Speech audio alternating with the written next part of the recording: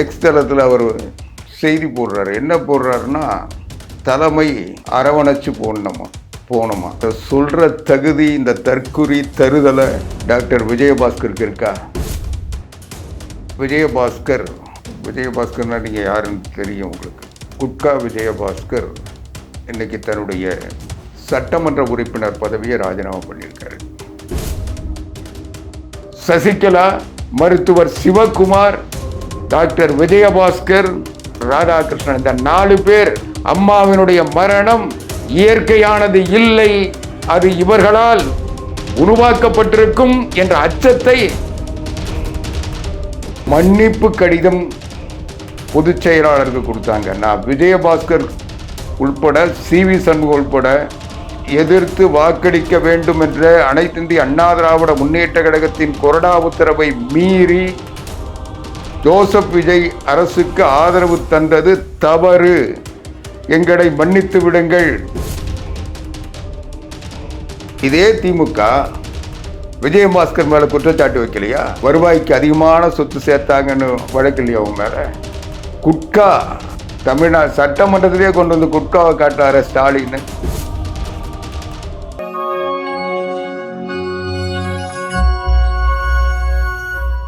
உலகெங்கும் உள்ளம் எங்கும் ஒலிக்கும் தமிழகத்தின் உணர்ச்சி முழக்கம் நியூஸின் தமிழ்நாடு. இன்றைய காலத்தின் குரல், கடந்து போகும் வாழ்வியல் வரலாறு. வணக்கம் அன்பு உறவுகளே, நான் ஆவடிக்குமார். ஊடகங்கள் பேசாத பொருளை உங்களோடு பேச வந்திருக்கிறேன். இந்த சேனலை எல்லாம் விரும்பி பார்க்குறீங்க, மகிழ்ச்சியாக இருக்கு. பார்த்துட்டு கடந்து போகாமல் இதை சப்ஸ்கிரைப் பண்ணுங்க. அப்போதான் நாங்கள் போடுற காணொளிகளும் அது பற்றிய செய்திகளும் உங்களுக்கு உடனே கிடைக்கும். இது வரைக்கும் சப்ஸ்கிரைப் பண்ணாதவங்க சப்ஸ்கிரைப் செய்து இணைந்திடுங்கள். நன்றி. இன்றைக்கு தமிழ்நாட்டில்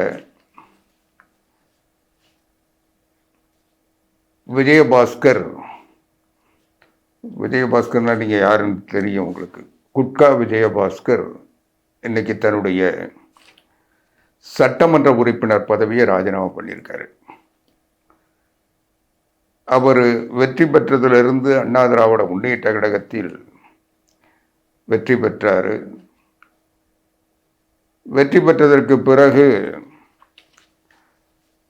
தாவேகா ஆதவ அர்ஜுனா கிட்ட விலை போய் CV சண்முகத்தோடு சேர்ந்து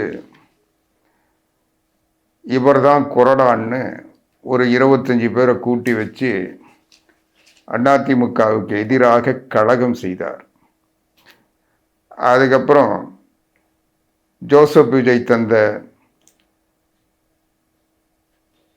சோபாவை வாங்கிட்டு அந்த சோபா இருக்கிற எல்லா உறுப்பினருக்கும் கொடுத்து CV சண்முகம் ஆஃபீஸில் வச்சு எல்லாருக்கும் பாடம் எடுத்து கொண்டு போய் விஜய்க்கு ஆதரவாக 25 பேரை ஓட்டு போட வச்சதில் பெரும் பங்கு. ஏன்னா இவர் தான் கொறடா உத்தரவு போட்டார். இவர் துரோகம் பண்ணுறது, கட்சியை காட்டி கொடுக்கறது, இந்த தொழிலை இவர் செய்கிறது மட்டும் இல்லாமல் இன்னும் 24 பேரையும் செய்ய வச்சவர் இந்த விஜயபாஸ்கர். கேட்டால் இவர் தான் கொறடாவாம். யார் தேர்ந்தெடுத்தாங்கன்னா அவரே தேர்ந்தெடுத்துட்டாராம். தற்குறித்தனமாக தன்னைத்தானே கொறடாவை அறிவிச்சிட்டு சட்டமன்றத்தில் அவரும் CV சண்முகமும் கட்சிக்கு எதிராக அனைத்து இந்திய அண்ணா திராவிட முன்னேற்ற கழகத்தினுடைய பொதுச் செயலாளர் புரட்சி தமிழர் எடப்பாடியார் அவர்களினுடைய முடிவுக்கு எதிராக சட்டமன்றத்திலேயே நேருக்கு நேர் நின்று காட்டினார். இன்னைக்கு எக்ஸ் தளத்தில் அவர் செய்தி போடுறாரு. என்ன போடுறாருன்னா, தலைமை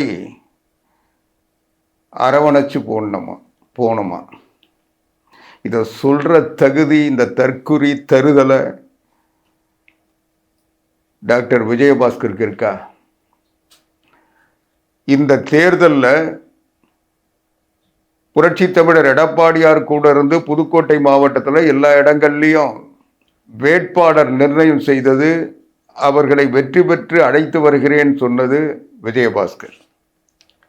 ஆனால் இவர் தன்னுடைய தொகுதியில் வெற்றி பெற்றார், மற்ற தொகுதியில் ஏன் மற்றவங்களை வெற்றி பெற வைக்க முடியலை? புதுக்கோட்டை மாவட்டத்தில் ஏன் அதிமுக தோல்வி அடைஞ்சது? காரணம், இவர் தன்னை தவிர யாரும் அதிமுகவுடைய தலையெடுக்க கூடாதுன்றதுல எப்பவுமே சரியா இருப்பார். அப்படிப்பட்ட இந்த விஜயபாஸ்கர் வெற்றி பெற்றதற்கு பிறகு அந்த மை கூட காயல, வெற்றி சான்றிதழ் வாங்கிட்டு அடுத்த நாளே சி.வி. சண்முகம் கூட சேர்ந்துக்கிட்டு அதிமுகவில் குழப்பம் உருவாக்கி தாவேக்காவில் சேர்ந்து ஜோசப் விஜய் அமைச்சரவையில்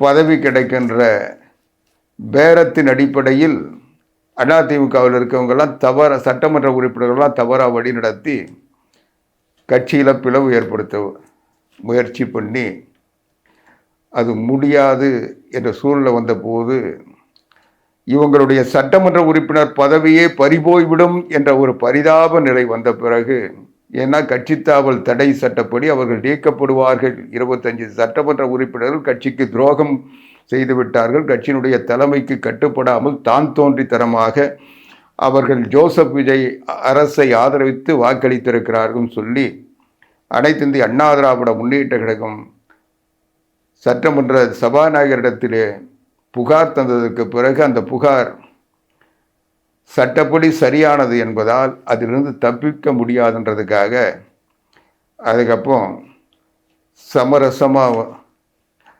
போகிறதுக்காக ஒரு சிலர் அனுப்பி அதுக்கப்புறம் ஒரு சமரசமாக ஒரு முடிவு எடுக்கிறோன்னு சொல்லி இந்த 21 பேர் மன்னிப்பு கடிதம் பொதுச் செயலாளருக்கு கொடுத்தாங்க. நான் விஜயபாஸ்கர் உள்பட சி.வி. சண்முகம் உள்பட எல்லாருமே நாங்கள் சட்டமன்றத்தில்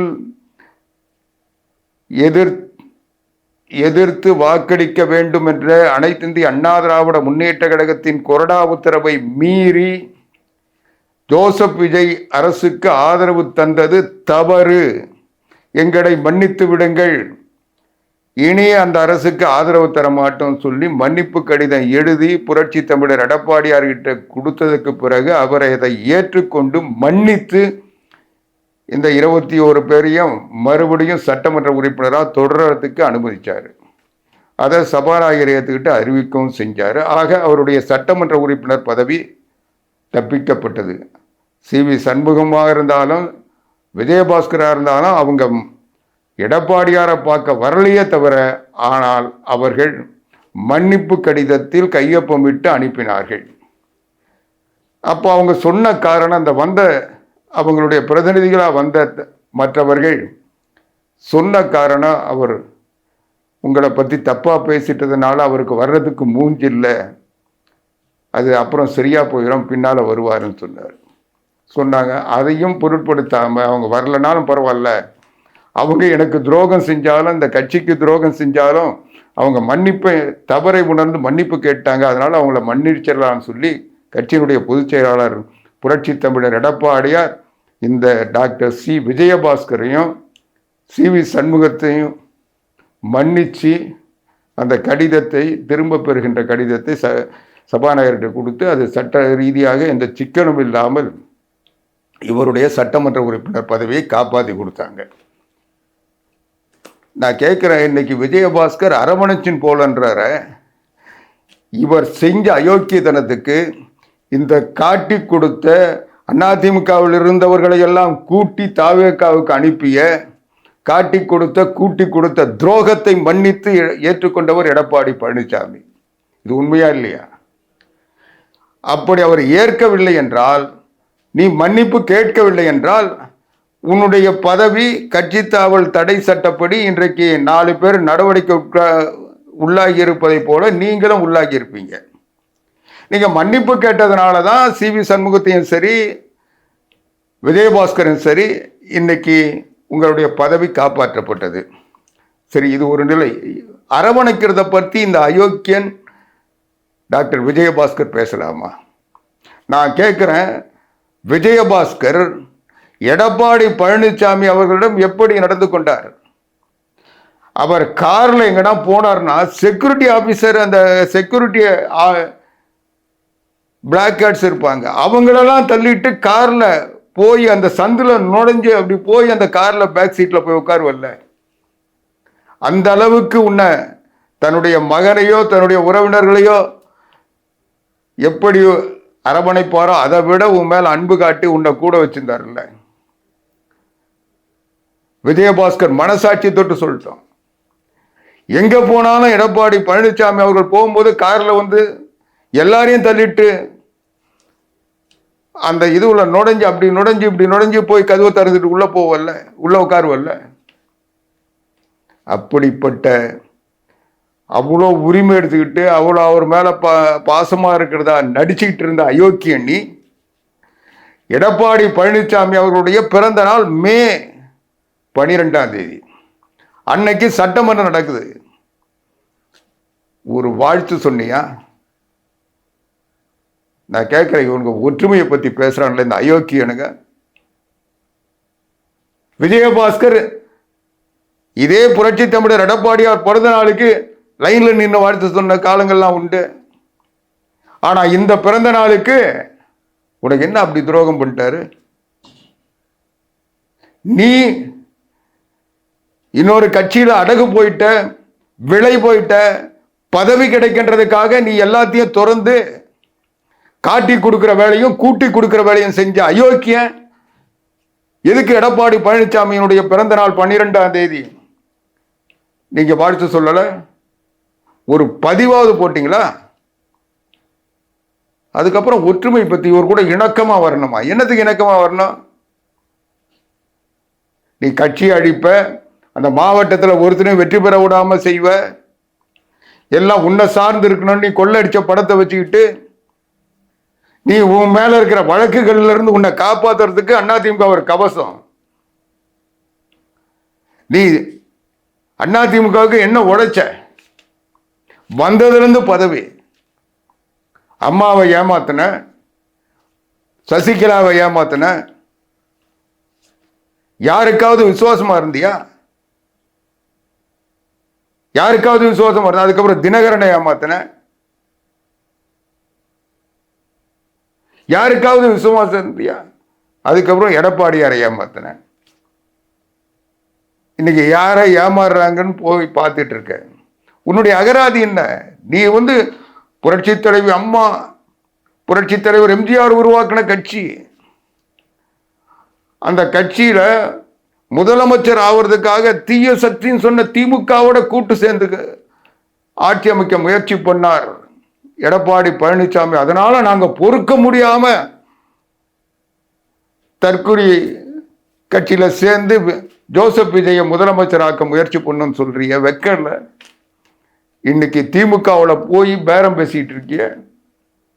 சேர்றதுக்கு கொஞ்சம் இடம் கொடுங்க, சேர்த்துக்குங்க. கேட்டுக்கிட்டு இருக்கல்ல, காரி துப்பனார்ல ரகுபதி. உன்ன மாதிரி அயோக்கியனுக்கெல்லாம் இங்கே வேலை இல்லை, சேர்க்க மாட்டோம்னு சொன்னார்ல. அதுக்கு பிறகு அவர் போய் காலில் கையில் விழுந்து சரி பண்ணி ஸ்டாலின் கிட்ட போய் பேரம் பேசி நின்றுட்டு இருக்கல்ல. தாவேக்கா ஒரு பக்கம் பேரம், திமுக கூட ஒரு பக்கம் பேரம், எந்த பக்கம் எடை சாயுதுன்னு. ஏன்னா திமுகவை முன்னால் எதிர்க்க முடியாது. ஏன் எதிர்க்க முடியாது? திமுகவை எதிர்க்க முடிஞ்சிருந்தா என்னைக்கே உங்க கதையை க்ளோஸ் பண்ணியிருப்பாங்க. என்ன காரணம் கேட்குறீங்களா? புரட்சி தலைவி அம்மா அவர்களுடைய மரணத்தில் குற்றம் செய்ததாக நீதிபதி ஆறுமுகசாமி விசாரணை ஆணையத்தால் விசாரணை வளையத்தில் வைக்கப்பட வேண்டியவர் அன்றைய சுகாதாரத்துறை அமைச்சராக இருந்த டாக்டர் சி விஜயபாஸ்கர். அவருடைய தீர்ப்பு இருக்கு. எப்படி சர்க்காரியா கமிஷனுடைய தீர்ப்பு கருணாநிதியை பார்த்து சயின்டிபிக் கரப்ஷன் சொல்லி ஒரு முத்திரை சொன்னாங்களோ, அது போல ஆறுமுகசாமி, நீதிபதி ஆறுமுகசாமி விசாரணை ஆணையம் விஜயபாஸ்கர் புரட்சி தலைவி அம்மா அவர்களுடைய மரணத்திற்கு சதி செய்தவர்களில் ஒருவர் 4 பேர்ல யார் யார் 4 பேர்? சசிகலா, மருத்துவர் சிவகுமார், டாக்டர் விஜயபாஸ்கர், ராதாகிருஷ்ணன், இந்த 4 பேர் அம்மாவினுடைய மரணம் இயற்கையானது இல்லை, அது இவர்களால் உருவாக்கப்பட்டிருக்கும் என்ற அச்சத்தை விசாரணை செய்து அதை கண்டுபிடிக்க வேண்டும் என்று நீதிபதி ஆறுமுகசாமி விசாரணை ஆணையம், விசாரணை கமிஷன் தீர்ப்பு சொல்லிச்சுல்ல, அதை வாங்கி திமுக நடவடிக்கை எடுக்காம அப்படியே வச்சிட்டு இருந்தது இல்லை. அது நடவடிக்கை எடுத்திருந்தா விஜயபாஸ்கர் அம்மாவை கொன்ற குற்றச்சாட்டுக்கு ஆளாயிருப்பாரா இல்லையா? இப்பவும் குற்றச்சாட்டு அவர் மேல இருக்கு, அது இன்னும் நீக்கப்படலை. இன்னைக்கு விஜயபாஸ்கர் புரட்சி தலைவி அம்மா அவர்களுக்கு உரிய மருத்துவ சிகிச்சை தரல. அவங்கள பரிசீலனை செய்த டாக்டர்கள் வெளிநாட்டுக்கு அனுப்பணும்னு சொன்னாங்க, அவங்களுக்கு ஆன்ஜியோ செய்யணும்னு சொன்னாங்க. அம்மாவும் அதை ஏற்றுக்கிட்டாங்க. ஆனால் என்ன காரணத்தாலும் அம்மா வேணாம்னு சொல்லிட்டாங்கன்னு சொல்லி இவங்கள அதை பண்ணாங்க. இது எல்லாம் உள்நோக்கத்தோடு செய்யப்பட்டிருக்கிறது. எப்படி சசிகலாவை அம்மா விரட்டி அடித்ததுக்கு பிறகு மறுபடியும் அவங்க வந்த பிறகு கூட இணக்கமான உறவில்லை என்று அவர்கள் ஆணையத்தில் சொன்ன கருத்துக்களின் அடிப்படையில் இந்த முடிவுக்கு வந்தன்னு சொல்லி 11 குற்றச்சாட்டுகள் வைக்க சொல்லி அதில் இந்த 4 பேர் விசாரிக்கப்பட வேண்டியவர்கள், இவர்கள் குற்றம் செய்திருக்கிறார்கள் என்று நீதிபதி ஆறுமுகசாமி கமிஷன் சொல்லிச்ச. அந்த குற்றவாளி தானே விஜயபாஸ்கர். இதுவரைக்கும் அந்த ஆணையத்தில் கூட 3 வாட்டி 4 வாட்டி சம்மன் அனுப்பிச்ச பிறகு இவர் உடனே போய் இதுனாரா? அம்மாவை பற்றியே கவலைப்படாதவர், அம்மாவின் உயிரை பாதுகாக்க வேண்டிய பொறுப்பில் இருந்த டாக்டர் சி விஜயபாஸ்கர், சுகாதாரத்துறை மக்கள் நல்வாழ்வுத்துறை அமைச்சர் விஜயபாஸ்கர் அம்மாவினுடைய மரணத்திற்கு காரணமாக சந்தேகப்படுகின்ற நபராக இன்னைக்கு இருக்கிறாருன்னா, இப்படிப்பட்ட துரோகி தன்னுடைய பிழைப்புக்காக சசிகலாவுக்கு அன்னைக்கு அல்லக்கையா இருந்தாரு. அதனால சசிகலா செஞ்சதை இவர் உடந்தையா செஞ்சார் தான் அதனுடைய பொருள். அம்மாவை பற்றியே கவலைப்படாமல் இருந்தார் தானே பொருள்.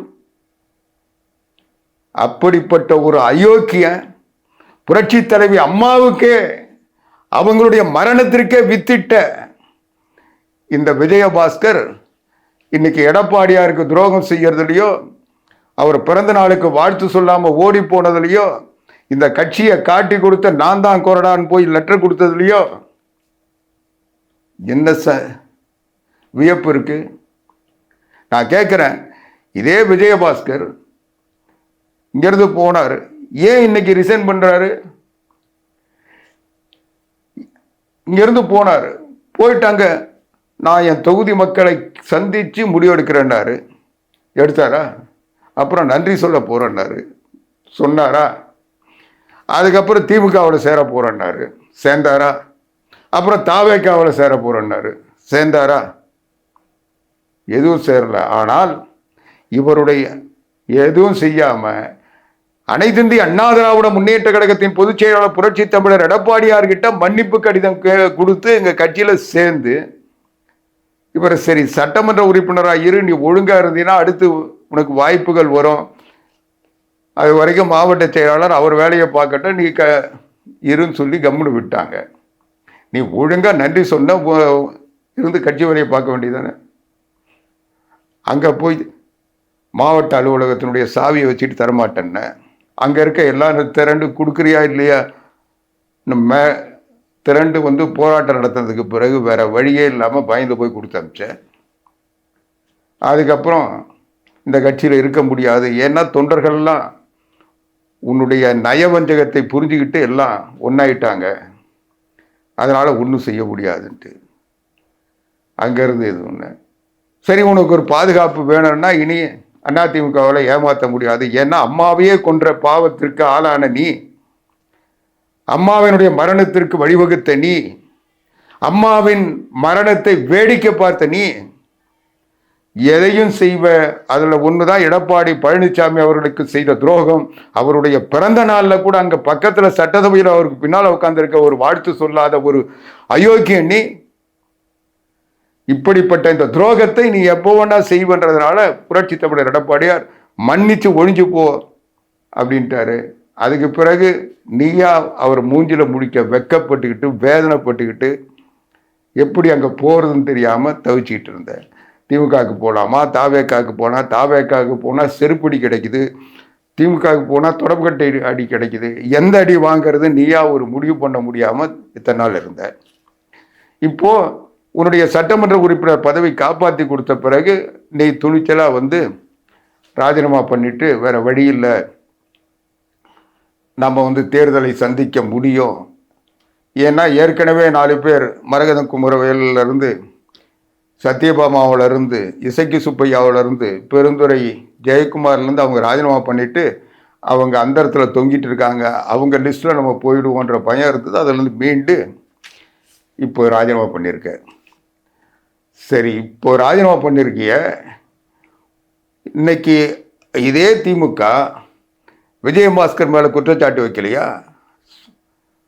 வருவாய்க்கு அதிகமான சொத்து சேர்த்தாங்கன்னு வழக்கு இல்லையா அவங்க மேலே? குட்கா தமிழ்நாடு சட்டமன்றத்திலே கொண்டு குட்காவை காட்டார ஸ்டாலின். தமிழ்நாட்டில் குட்கா வியாபாரம் செஞ்சேன்னு சொல்லி புரட்சி தலைவி அம்மா அவர்கள் குட்காவை தமிழ்நாடு முழுவதும் தடை பண்ணாங்க. ஆனால் அந்த துறையினுடைய அமைச்சராக இருந்த, மக்கள் நல்வாழ்வுத்துறை அமைச்சராக இருந்த நீ அந்த குட்காவை கள்ளத்தனமாக விற்றவர் என்ற குற்றச்சாட்டுக்கு ஆளாகி இன்னைக்கு சிபிஐ வழக்கு மேல இருக்கா இல்லையா? இது உனக்கு பெருமையா? உன்னுடைய அசிங்கத்தை, அவமானத்தை, நீ செஞ்ச அயோக்கியத்தனத்தை, நீ அடிச்ச கொள்ளைய இன்னைக்கு அதிமுக சுமந்துகிட்டு இருந்ததா இல்லையா? என்ன யோகியனா? புதுக்கோட்டை மாவட்டத்தில் ஒரு குவாரி விட்டியா? நீ அடிச்ச கொள்ள கொஞ்சமா? இன்னைக்கும் ஏன் திமுகவுக்கு போலாமா, தாவேக்காக போலாமா என்ற இன்னைக்கும் அந்த பதவி வெறி, அரிப்பு. அதிமுக வெற்றி வாய்ப்பை இழந்தது. அதிமுக என்னவோ பெரிய திமுக வெற்றி பெற்றுச்சான். அதிமுக தோல்வி. அதிமுக ஏற்கனவே 75 இடத்துல வெற்றி பெற்றது போன 2021. இப்போ 47 இடத்துல அதிமுகவும் தோழமை கட்சியெல்லாம் சேர்ந்து 53 இடத்துல கூட்டணி வெற்றி பெற்றிருக்கோம். 5 இடத்துல வெற்றி பெற்ற கூட்டணி இப்போ 53 இடத்துல வெற்றி பெற்றிருக்கு. ஆனா திமுக, அதிமுக படுதோல்வி அடைஞ்சிச்சான். ஆனா எடப்பாடி பழனிசாமி ஏறத்தாழ 98,000 வாக்கு வித்தியாசத்தில் மாபெரும் வெற்றி பெற்றாரு. இது கட்சி தலைமையிலிருந்து வெற்றி. 75லிருந்து 53 குறைஞ்சிருக்கிறது மட்டும்தான் உண்மையை தவிர அது குறைவு எத்தனை? ஆனால் திமுகவினுடைய நிலைமை என்ன? 157 இடத்துல இருந்த திமுக இன்னைக்கு 59 இடத்துல தான் ஜெயிச்சிருக்கு. எத்தனை சதவீத தோல்வி? அது படுதோல்வியா, இது படுதோல்வியா? ஆளுங்கட்சியா இருந்து ஒரு 5,000 6,000 கோடி மீடியாக்களுக்கு செலவு பண்ணி எல்லா மீடியாவும் வளர்ச்சி வச்சுக்கிட்டு, ஆட்சி அதிகாரத்தை வச்சுக்கிட்டு, பத்திரிகையில் பக்கம் பக்கமாக விளம்பரம் கொடுத்து, வாயில் வந்ததெல்லாம் வாக்குறுதியாக கொடுத்து திமுக இந்த தேர்தலில் 157 58 இடத்துல இருந்த திமுக கடைசியில் வெறும் 59 இடத்துல வெற்றி பெற்றிருக்குது. அது படுதோல்வி இல்லையா? ஆனால் 66 இடத்துல இருந்த அதிமுக 47 இடத்துல வந்தது படுதோல்வியா? என்னடா உங்கள் ஆட்சிக்கு? இதை விட கொடுமை என்ன தெரியுமா? புரட்சி தமிழர் எடப்பாடியார் இன்னைக்கு 98,000 வாக்கள் வித்தியாசத்தில் எடப்பாடி தொகுதியில் வெற்றி பெறாரு. ஆனா ஸ்டாலின் அவர் முதலமைச்சராக இருந்து வாரந்தோறும் போய் அங்க சுத்தி சுத்தி தோத்து போறாரு. திமுக அவருடைய தலைவர் தோத்தாரு, முதலமைச்சர் வேட்பாளர் தோத்தாரு. அது படுதோல்வி இல்லையா? அதிமுகவோட படுதோல்வியா? அவர் தான் தோத்தார்னா அவருக்கு அடுத்த நிலையில் இருந்தவர் கட்சியினுடைய பொதுச் செயலாளர் துரைமுருகன், அவர் தோத்தாரு. அவர் இதுவரைக்கும் தோத்ததே இல்லைன்னு சொல்லக்கூடிய துரைமுருகன் தோத்தாரு. அது படுதோல்வி இல்லையா? அதிமுக படுதோல்வி அடைஞ்சிச்சா? அதனால அதிமுகவை இனி எழுந்திருக்காதான். இவங்கெல்லாம் சேர்ந்து தாவேக்காவில் போய் சேர்ந்து ஜோசப் விஜய முதலமைச்சர் ஆகி இவங்கெல்லாம் அமைச்சர் பதவி வாங்கி கொள்ளடிச்சு குடும்பத்தை கொழுக்க வச்சுட்டு அதிமுகவை அழிச்சிட்டு இவங்க தாவேக்காவை வளர்த்துருவாங்களாம். சிந்தித்து பாருங்க. இதுக்கு அவங்க சொன்ன காரணம் என்னன்னா, அதுதான் விந்தையிலும் விந்தை. புரட்சி தமிழர் எடப்பாடியார் முதலமைச்சராக முயற்சி செய்கிறார். அதற்கு திமுக ஆதரவை தேடுகிறார். திமுக வெளியிருந்து ஆதரித்து எடப்பாடியாரை முதலமைச்சராக்க போகிறது. அதனால நாங்க திமுக ஒரு தீய சக்தி, திமுகவோடு நாங்கள் எப்படி உங்களுடைய ஆதரவோடு அதிமுக ஆட்சி அமையலாம், அதனால நாங்க ஜோசப் விஜய் பின்னால போறோம், ஜோசப் விஜய் ஆட்சி அமைத்து நாங்க பக்கபலமா இருக்க போறோம் போனீங்களாடா முண்டங்களா? திமுகவோட வெளியிருந்து ஆதரவு பெற்று அதிமுக ஆட்சி, அம்மா ஆட்சி, புரட்சி தலைவர் எம்ஜிஆர் ஆட்சி அமைச்சா அது ஏத்துக்க மாட்டீங்க. ஆனா திமுகவோட போறேன்னு சொல்லி பேரம் பேசுனீங்க, அப்போ புரட்சி தலைவி அம்மா உங்களை மன்னிப்பாங்களா? புரட்சி தலைவர் எம்ஜிஆருக்கு காட்டுற விசுவாசமா? திமுகவோட போய் சேர்ந்து நீ அடிச்ச கொள்ள பணத்தை காப்பாத்திக்கலாம். நீதிபதி ஆறுமுகசாமி விசாரணை கமிஷன்ல இருந்து உன்னை காப்பாற்றி விட்டு அது மேல நடவடிக்கை எடுக்காம இருந்த திமுகவுக்கு நன்றி கடன் செலுத்ததுக்கு நீ போகலாம். ஆனா அதிமுக ஆட்சி அமைக்கிறதுக்கு, புரட்சி தலைவி அம்மா அவர்களுடைய ஆட்சி தொடர்றதுக்கு, அம்மா சொன்னது போல இன்னும் 100 ஆண்டுகள் ஆனாலும் ஆட்சி நடத்தணும்னு சொன்னாங்களே, அதிமுக பலமா இருக்கணும்னு சொன்னாங்களே, அந்த நிலையை உருவாக்குவதற்கு புரட்சி தமிழர் எடப்பாடியார் முதலமைச்சர் ஆவறதுக்கு முயற்சி பண்ணா அது தப்பு. ஆனா இவங்க போய் திமுகவில் சேர்ந்துருவாங்க. அப்போ திமுக பரிசுத்தமான சக்தி. சிந்தித்து பாருங்கள். இந்த பதவி வெறியர்கள், அயோக்கியர்கள். இதுல வேற சொன்னாங்க, 2 நாள் எல்லாத்தையும் பார்த்துட்டு ஏன் உடனே முடிவெடுக்கலாம், நாளைக்கு அறிவிப்பு தரேன், நாளைக்கு அறிவிப்பு தரேன், டெய்லி பத்திரிகைகளுக்கு ஊடகங்களையும் சொல்லி மீம்ஸை போட்டு. அப்போ சொன்னாங்க, ஒரு மீம்ஸ் வந்தது சோசியல் மீடியாவில் பார்த்தேன். அவங்க பொண்டாட்டி சொன்னாங்களாம், அதிமுக 31 தானே நம்ம வளர்ந்தோம், நம்மளை உடம்புல ஓடுறது புரட்சி தலைவர் எம்ஜிஆர், புரட்சி தலைவி அம்மா, புரட்சி தமிழர் எடப்பாடியார் அவங்க ஆட்சியில் இருந்த போது நமக்கு தந்த பதவினால கிடைச்ச அந்த அந்த உப்பை தின்னு அந்த ரத்தத்தை உருவாக்கணும். நம்மளை உடம்புல ஓடுறது நல்ல ரத்தமா இருந்தா இந்த கட்சிக்கு நீ துரோகம் பண்ணலாமான்னு கேட்டாங்களே, அந்த சகோதரி கேட்டது இந்த தருதலை விஜயபாஸ்கருக்கு உரைக்கலையா? உன் பசங்க உன்னை காரி துப்ப மாட்டாங்க? அம்மா அம்மா அண்ணிய இன்னைக்கு திமுகவில் சேர்றதா தாவேக்காவில் சேர்றதா பட்டிமன்றம் நடத்திட்டு இருக்க. நீ எடப்பாடி பழனிசாமி பத்தி பேசலாமா? உன்னுடைய யோகியதை என்ன? நீ அதிமுகவில் உன்னால் ஏற்படுத்தப்பட்ட அசிங்கங்கள், அவமானங்கள், ஊழல் குற்றச்சாட்டுக்கள் எத்தனை? ஆர்கே நகர் தேர்தல் அப்போ உன் வீட்டில் ரெய்டு வந்தாங்கல்ல, அப்போ டைரிய பிச்சு போட்டு ஓடினாங்கல்ல, அந்த பட்டியலை எடுத்தாங்கல்ல, யார்? எல்லா யோக்கியத்தனத்தையும் பண்ணதை நீ தானே. விஜயபாஸ்கர்னாவே வில்லங்கன் தானே. ஒரு நல்லவன் மாதிரி அப்படியே முகத்தை வச்சுக்கிட்டு ஒருத்தர்கிட்ட பேச மாட்டார், பறந்துகிட்டே நடந்துகிட்டே இருக்க பறப்பாரு. எடப்பாடி பழனிசாமி அவர்களோட இருக்க சொல்லதான், அவர் வீட்டில் இருக்க சொல்லதான் கொஞ்சம் பொறுமையா இருப்பார், இல்லைன்னா எக்ஸ்பிரஸ் வேகத்தில் தான் பறப்பாரு. சிந்திச்சு பாருங்க, இந்த கட்சி உங்களுக்கு எவ்வளவு செஞ்சிருக்கு. இன்னைக்கு ஒரு நிம்மதியான வாழ்க்கை உனக்கு கிடைச்சிருந்தா நீ படிச்ச காலத்திலேயே அதிமுகவில் பதவி கொடுத்து அதுக்கு பிறகு தொடர்ந்து மாணவரணி செயலாளர் இருந்து மாவட்ட செயலாளர் இருந்து ஒவ்வொரு நிலையில நாடாளுமன்ற உறுப்பினர், சட்டமன்ற உறுப்பினர், அமைச்சர்னு கொடுத்த இந்த கட்சிக்கு, இந்த கட்சி இன்னைக்கு நீங்க சொல்றது போல எந்த பாதிப்பும் இல்லை. ஆனா அப்படியே ஒரு பாதிப்பு இருந்தா கூட அதுக்காக உங்களை தியாகம் செய்ய வேண்டிய அளவுக்கு இந்த கட்சி உங்களை காப்பாத்தி இருக்கு. இந்த கட்சிக்காக எதையும் இழக்க வேண்டிய கடமைப்பட்ட நீங்கள், இந்த கட்சி ஒரு பாதிப்பு இருக்குன்னு நீங்க சொல்றது உண்மையானாத, அந்த பாதிப்புல இருக்க கட்சியிலிருந்து என்னை காப்பாத்திக்கிட்டு நான் எந்த கட்சியிலனா சேர்ந்து நான் மந்திரி ஆகிறேன், நான் பதவி வாங்க போறேன்னு ஓடுறீங்களே, நீங்கெல்லாம் மனுஷன் தானா? நீங்க தின்றதெல்லாம் சோறு தானா? சிந்திச்சு பாருங்க. அதிமுக தொண்டர்களுடைய ரத்தம், வேர்வை. நீ சாப்பாட்டில் உட்காந்தீங்கன்னா அதுக்கு முன்னால் அது தெரியும். உன்னுடைய குழந்தைகள் அதை உணரும். நீ செய்கிற பாவம், பழி மற்றவர்களை பாதித்து விடாம பார்த்துக்க.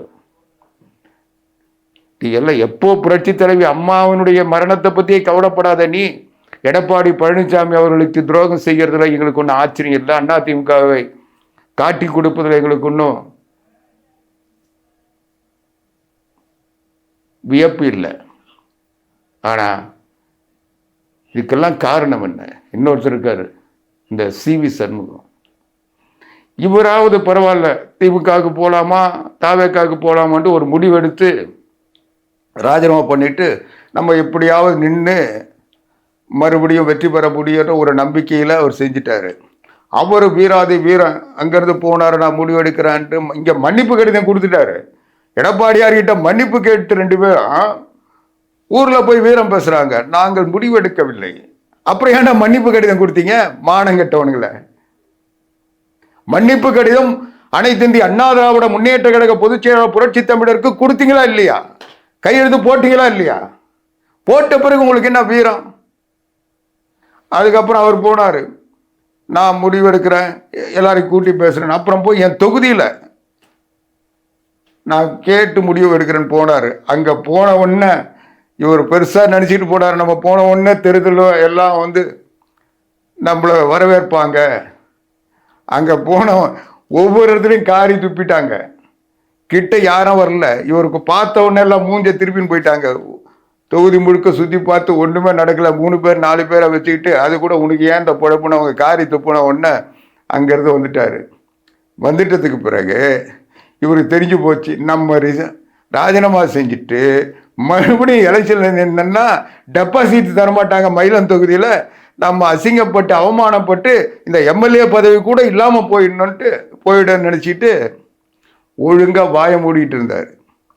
அதுக்கப்புறம் சட்டமன்ற உறுப்பினர் தகுதி நீக்கம் இல்லைன்னு ஒரு முடிவு வந்த பிறகு இவர் என்ன இப்போ பண்ணுறாரு, இவரால் ராஜினாமா முடிவு எடுத்து ராஜினாமா பண்ணிட்டு மறுபடியும் தேர்தலை சந்திக்க முடியாது, தேர்தல் சந்தித்து வெற்றி பெற முடியாது, டெபாசிட் கிடைக்காது. அதை புரிஞ்சிட்ட உடனே இங்கிருந்து கழகம் பண்ணா அதிமுகவிலிருந்து நீக்கிட்டாங்கன்னா, கட்சி சார்பற்ற உறுப்பினராக தன்னை பிரகடனப்படுத்திட்டாங்கன்னா தாவேக்காவில் போய் மந்திரி வாங்கிடலான்னு பார்க்குறாரு. அதிமுகவிலிருந்து எடப்பாடி பழனிசாமியை மறுபடியும் எதையாவது கலர், நான் பொதுக்குழுவை கூட்டு, செயற்குழுவை கூட்டு, தலைமை அலுவலகத்தை கூட்டுன்னா அவர் கட்சி விட்டு நீக்கிடுவார். அதை நீக்கிட்டாருன்னா எம்எல்ஏ பதவி தக்க வச்சுக்கலாம், கட்சி சார்பற்ற உறுப்பினராக தாவேக்காவில் சேர்ந்துடலாம். அதான் அந்த செங்கோட்டையும் அதை சொல்லிட்டு இருப்பார்ல. இன்னும் சில எம்எல்ஏக்கள் வருகிறார்கள். இதுவரைக்கும் எந்த எம்எல்ஏ அங்கே போன 4 பேரை நடுத்தர நிற்கிறான். 5வது விஜயபாஸ்கரும் ரிசைன் பண்ணிட்டு தான் போனார். யாரும் அங்கே தாவேக்காவில் எம்எல்ஏவா போய் சேரல. ஆனால் அவர் சொல்லிட்டு இருக்காரு, இன்னும் சில எம்எல்ஏக்கள் ஒரு சட்ட அறிவாவது இருக்கணும், இல்லை ஒரு பகுத்தறிந்து பேசுகின்ற ஒரு பொறுப்புணர்ச்சியாவது இருக்கணும். தான் தோன்றித்தனமா தற்குறிகளோட சேர்ந்துக்கிட்டு செங்கோட்டையும் பேசி மன்னிப்பு கேட்டாங்க. இவங்க திருந்திருப்பாங்கன்னு நாங்க சேர்த்து வச்சிருக்கோம். அதுதான் உண்மையை தவிர எந்த இணைப்பு பேச்சுவார்த்தை நடக்கல, கட்சியில எந்த பிளவும் ஏற்படல, கட்சியில 25 பேரை வச்சுக்கிட்டு சி.வி. சண்முகம், விஜயபாஸ்கர் போன்றவர்கள் இந்த கட்சியில குழப்பத்தை ஏற்படுத்தினாங்க.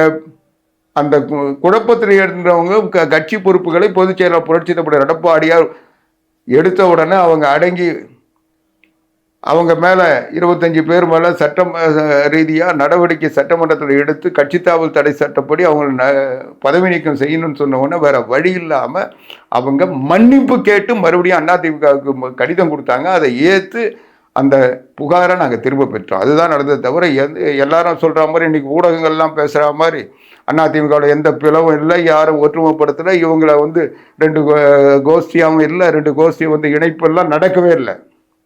அதனால இது எதுவுமே உண்மை இல்லை. இன்னைக்கு சி.வி. சண்முகத்தினுடைய விஜயபாஸ்கர் நிலைமை இது. சி.வி. சண்முகம் எப்படியாவது எடப்பாடி பழனிசாமியை எதையாவது பேசி அவர்கிட்ட இருந்து ஒரு கோவப்பட்டு கட்சி விட்டு நீக்கிட்டாங்கலாம் போய் கட்சி சார்பற்ற உறுப்பினர் ஆகி அமைச்சராகலாம் நினைக்கிறாரு. உனக்கு தெரிஞ்ச சட்டத்தை விட எங்களுக்கு அதிகம் சட்டம் தெரியும். நீ எத்தனை அறிக்கை விட்டாலும், நீ என்னதான் எத்தனை ரவுண்டு கட்டி பேசினாலும் வேலைக்கு ஆகாது. நீ தைரியம் இருந்தா உன்னுடைய சட்டமன்ற உறுப்பினர் பதவியை ராஜினாமா பண்ணிட்டு நீ போய் எந்த கட்சியிலடா சேர்ந்துக்கோ. ஆனால் அதை கொண்டு போய் இன்னொரு கட்சியில் பலன் அடையணும்னு நினைச்சா நடக்காது. ஏன்னா உன்னால பதவி இல்லாமல் இருக்க முடியாது. அப்படி பதவி இல்லாமல் இருக்க முடியாது தானே அழுது புரண்டு நானா 21 தோத்து 21 இன்னும் கேட்டீங்களா 10.5 விழுக்காடு வன்னியர்களுக்கு இடஒதுக்கீடு கொடுத்தோம். அந்த அரசாணை வெளியிடப்பட்டது. அப்போ இவர் சட்ட அமைச்சர். அந்த வன்னிய மக்களுக்கு அது செஞ்சிட்டாங்கன்னு தென் மாவட்டங்கள்ல அதிமுக பாதிக்கப்பட்டது. எடப்பாடி பழனிசாமி அவர்களுக்கு எதிர்ப்பு உருவாக்கப்பட்டது. அதையெல்லாம் தாங்கிக்கிட்டு நாங்கள் இந்த 10.5 விழுக்காட்டை அதிமுக அமுல்படுத்திச்சு. டாக்டர் ராமதாஸ் கூட சொன்னார், நான் தோக்கலாம், பாமக தோக்கலாம், அதிமுக தோக்கக்கூடாது, எடப்பாடி பழனிசாமி தோக்கக்கூடாதுன்னு சொன்னார்.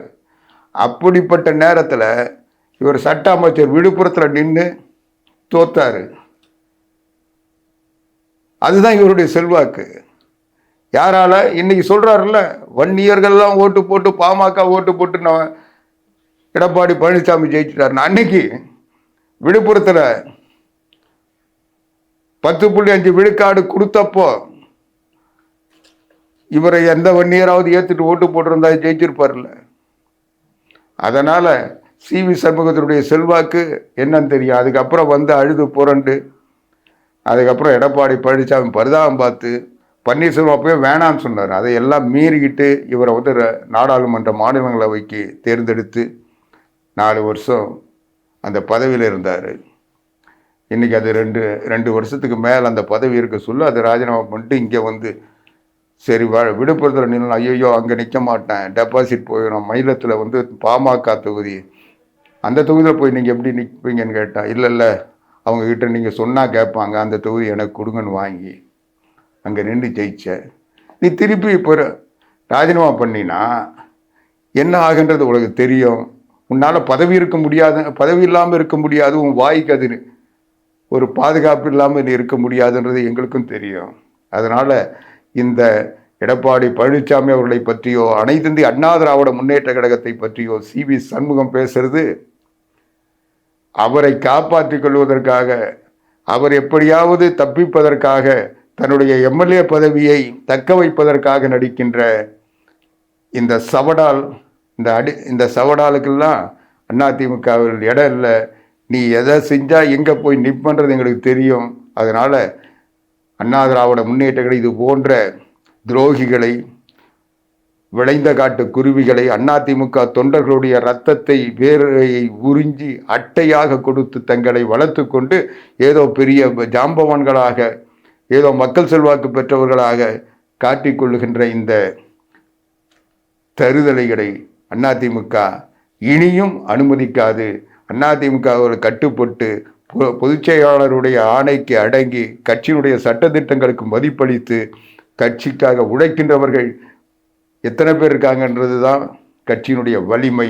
இது போன்ற தான் தோன்றிகளும் தன்னலத்துக்காக உழைக்கின்றவர்களும், ஊரில் இருக்கவெல்லாம் உழைக்கணும், பதவி மட்டும் இவங்க கொடுக்கணும். இதுதான் ஒரு கொள்கையாக வைத்து கொண்டு பிழைத்து கொண்டுகின்ற பிழைப்பு தேடிகளை நம்பி அதிமுக இல்லை என்பதை இன்னைக்கு உலகம் உணர்கின்ற நாள் வெகு தூரத்தில் இல்லை. வெகு விரைவில் இடைத்தேர்தல்களும் அதை தொடர்ந்து உள்ளாட்சி தேர்தல் வரதான் போது.